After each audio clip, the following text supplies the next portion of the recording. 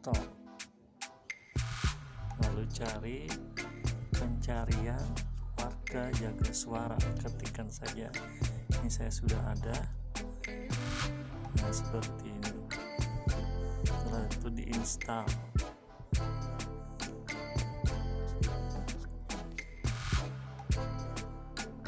Oke, terima kasih. Kalian mohon kesediaannya, keikhlasannya untuk menyebarkan ke sebanyak mungkin warga di seluruh Indonesia. Saat ini teman-teman sudah bisa masuk ke Google Play Store, lalu kemudian mendownload satu aplikasi yang namanya Warga Jaga Suara. Jadi saya dan teman-teman sudah membuat aplikasi yang namanya Warga Jaga Suara. Sejauh ini baru ada di Google Play Store. Karena teman-teman tahu sendiri mendapatkan izin aplikasi seperti ini untuk bisa masuk ke Apple, untuk masuk ke bisa di-download di iPhone, susah. Ini pemilik iPhone di sebelah saya ini. Dia merasa terdiskriminasi. Jadi terpaksa sepulang dari sini mampir ke toko gadget, beli Android. Sekarang sudah murah-murah Android. Nah, jadi Warga Jaga Suara ini akan bisa dipakai oleh siapapun untuk 4 hal. Nomor 1, melaporkan potensi pelanggaran. Kenapa saya sebut potensi pelanggaran? Karena warga nggak tahu itu pelanggaran atau bukan gitu loh. Misalnya ada orang bagi-bagi bansos, terus kemudian kok stikernya paslon. Orang tidak tahu itu pelanggaran atau bukan. Padahal bansosnya itu bansos dari pemerintah. Nah, itu namanya potensi pelanggaran kan. Makanya setiap orang yang melihat potensi pelanggaran itu boleh menggunakan salah satu features di aplikasi ini. Laporkan ke aplikasi itu. Ada ininya dengan sangat mudah. Semua potensi dilaporkan saja. Kami tidak akan menjadi partai atau tim pemenangan. Kami akan mengkoneksikan diri kami ke tim pemenangan dan partai-partai. Jadi kami akan melaporkan semua yang masuk ke dalam server aplikasi itu, lalu kemudian kami sebar ke seluruh stakeholders, termasuk yang dilaporkan berpotensi melanggar itu. Misalnya ada orang menerima bansos, tidak ada stikernya, tetapi yang membagikan bansos sambil bilang, ini dari Pak Jokowi. Jangan lupa putranya Pak Jokowi, calon wakil presiden Pak Prabowo, Mas Gibran. Lalu kemudian kalau Bapak Ibu mau berterima kasih, kami bisa sampaikan ke Pak Jokowi misalnya. Ini misalnya ada warga yang mengalami itu. Kan dia tidak tahu itu pelanggaran atau bukan, laporkan saja. Nah, jadi itu features pertama di aplikasi itu. Kita tidak meminta semua warga tahu persis aturan mana yang melanggar atau tidak. Apapun boleh dilaporkan. Nanti di aplikasi ada sistem yang mengkurasi atau memfilter.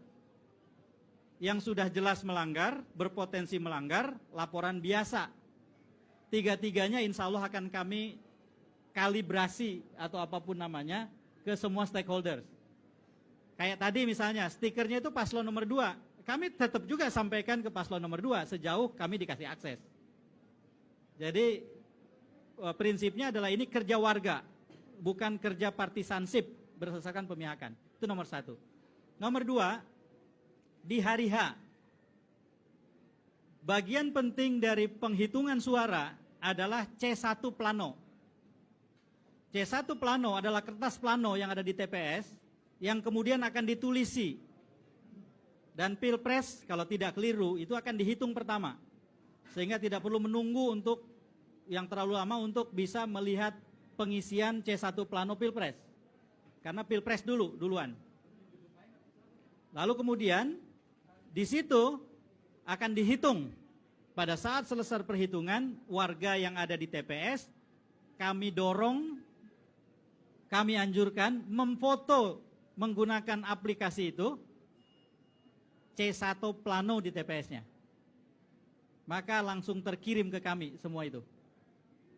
Itu yang kedua.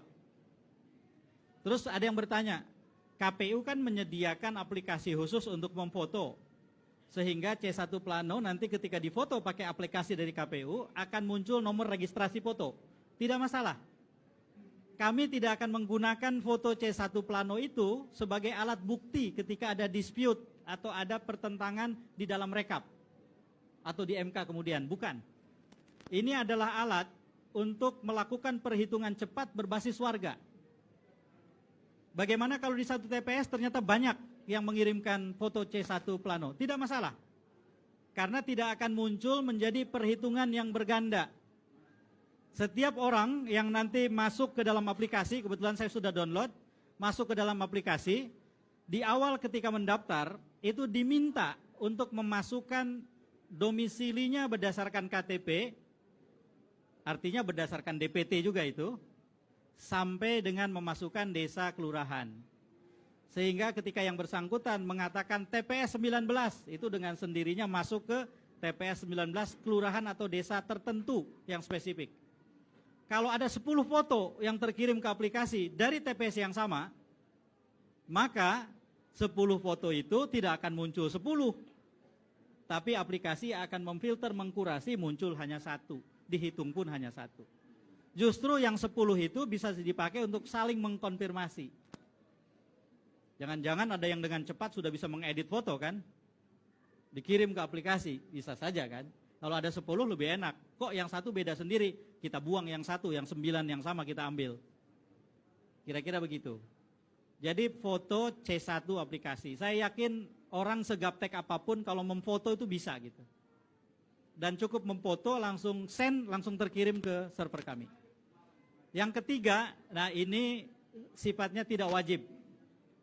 Kami menyediakan cara juga mengisi formulir perhitungan suara Pilpres di TPS-nya. Ada formulirnya. Jadi kalau ada yang mau membantu lebih jauh selain foto C1 plano, sebaran suara Pilpres di TPS-nya dimasukkan ke dalam form yang sudah disediakan di aplikasi itu. Kirim. Nah itu membantu kami. Nanti semua data tadi, C1 yang dikirim plano, kemudian ada yang mengirim, itu saling kami jadikan alat untuk konfirmasi. Ditambah lagi dengan jaringan yang saya dan teman-teman miliki, kami juga akan berusaha untuk mendapatkan kopi C1, dokumen C1. Insya Allah sudah ada beberapa pihak yang dengan senang hati membantu. Saya terus terang sore ini datang ke pertemuan, antara lain ingin meminta mereka yang akan ikut pertemuan itu, yuk kita kolaborasi. Kalau nanti ada fotokopi C1 yang bisa kami akses, kami jadikan sebagai alat untuk mengecek satu dokumen dengan dokumen yang lain. Jadi yang kedua itu, features yang kedua. Features yang ketiga, yang tadi yang ketiga ya, mengisi formulir. Yang keempat, ini feature tambahan. Bagi mereka yang ingin memasukkan data dirinya, tercatat sebagai bagian dari relawan warga jaga suara, itu dipersilahkan, didorong untuk memfoto jarinya yang sudah mencoblos, pakai aplikasi, lalu kemudian akan terdata. Jadi kami akan gunakan untuk kebutuhan tertentu ini, foto-foto jari yang sudah ini. Tetapi ada pertanyaan. Saya golput, saya ingin jadi relawan, boleh nggak? Boleh. Maka foto jenis kedua yang boleh dikirim adalah yang seperti ini, Pancasila. Kebetulan tidak ada kandidat nomor 05 untuk Pilpres, jadi aman. Kalau Pileg kan ada, nomor 5 itu siapa ya? Nasdem ya? Nomor 5, oh Nasdem. Partai, kalau partai. Kalau Pilpres kan tidak ada. Jadi kalau tidak mau memilih, boleh dengan jari 5 difoto, masuk aplikasi itu. Itulah 4 features. Kenapa dibikin sebegitu sederhananya? Semakin sederhana, semakin bisa digunakan. Semakin rumit, saya yakin semakin banyak orang yang kemudian lihat aplikasinya saja, itu sudah mengkeret gitu.